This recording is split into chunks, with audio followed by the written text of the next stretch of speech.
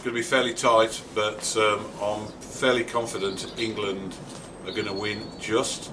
We had a poor season last year, but if we're serious about winning the World Cup in November, we've got to go to places like Dublin and we need to win.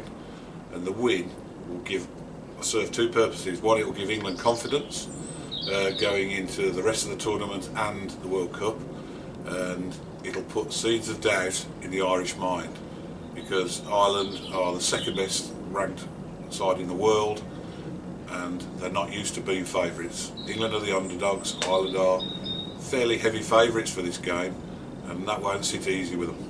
One question which I find, you know, the bookies don't get it wrong too often, but 3-1 or 11-4 for England seems big odds to be given in a game, you know, with England so strong. I've had money on it, you know, as you're quite right, England have got a good side out. Yeah. And they had a poor season last year, and that, after having 2 seasons of unbeaten and rivaled success, without playing really well, won't do them any harm. And you beat the All Blacks. Yeah, we lost to the All Blacks by 1 point in the autumn, but we beat South Africa, we beat Australia, we beat Japan.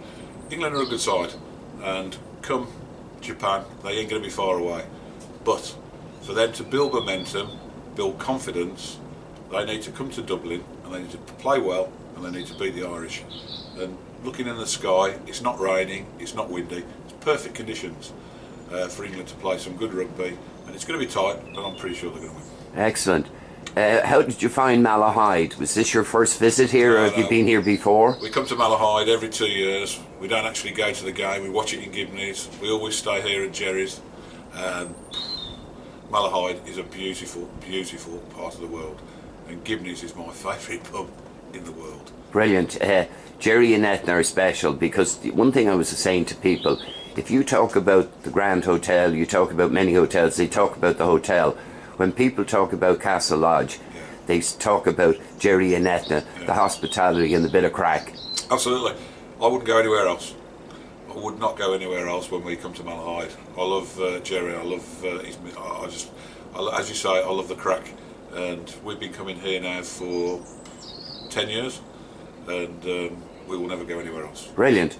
Firstly, I forgot to ask you at the beginning, and I apologise for your name. It's Karl Ward. And who do you play? What's your rugby club, Karl? These Ians in Sutton Coldfield. They got a big game today, league game. We're skirting with relegation at the moment, so we need to win. I've played rugby since I was 12. I played to the age of 44. I'm 55 now, and it's a fantastic game. Not only on the pitch, but off the pitch. Wherever you go, you meet friends, you meet new people, and you talk about rugby union. Yeah, what I love myself is there'll be no animosity, there'll be no one. Be no bad language, there'll be nobody, it'll be shake hands, best team win on the day, let's have a pint together. But I think it was about 10 years ago I went to Croke Park for the first time. Oh yeah? That the English had been to Croke Park for over 100 years, and there was talk in the press about potential problems, about the national anthem not being respected, and they couldn't have been far wrong.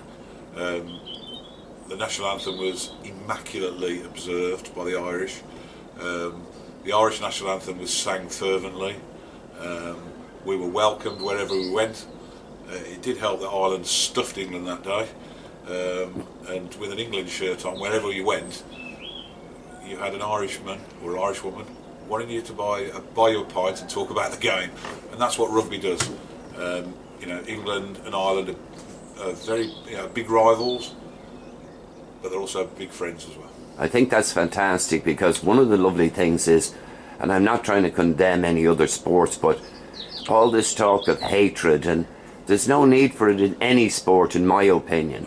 Well, rugby's a big family, and there is a different atmosphere in Dublin today than it would be if England were playing Ireland at football. Oh yeah, absolutely. I wouldn't even be around, I wouldn't go into town. There's not a pub you'll go into today, Karl, and I can tell you truthfully, that you're not going to be sincerely welcomed into. Absolutely. And people say, have a seat here, come on, join us. Yes, absolutely. I spent an hour in Duffy's last night with a group from the English supporters who've been coming here for 30 years. Yeah. And it was like they'd never been away. Absolutely. But lovely. I know. That's what's brilliant about the game. Wherever we go, we're welcomed, and well, you know, I only come to Ireland for the rugby every 2 years. I love the Irish people. I love the Republic of Ireland. I love Jerry's place. I love Malahide, and you know, hopefully England will get the result that that I think they will get today. Last question, Karl, is did the full Irish fill you, or would you need two of them? Oh, absolutely. You're a big man now. I am a big man, but Jerry feeds us well. He feeds us well, and that breakfast has been the same breakfast I've been having for 10 years, and I look forward to it every 2 years. Well, I wish you have a fantastic day, and whatever way the result goes, please God, I'll see you here in another 2 years. I'll be here. Thanks, God Karl. willing. God Absolute willing. pleasure. Thank you. Thank Cheers, you. mate. Thank you.